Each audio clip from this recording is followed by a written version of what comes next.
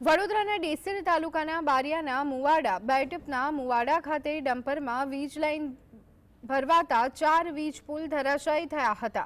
મોડી રાત્રે આખી વીજ લાઇન ખેંચાતા ડીપીમાં મોટો ધડાકો થયો।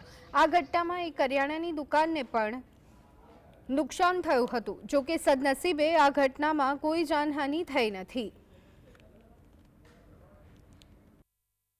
લગભગ 10:30 થી 11ના અરસામાં અચાનક મોટી ગાડી લઈ રોડ પર ફૂડ ફાસ્ટમાં આવતા વીજનો તાર ભરાતા વીજ લાઈન ધરાશાયી થતાં 4 પોલ નીચે જમીનદોસ્ત થઈ ગયા છે।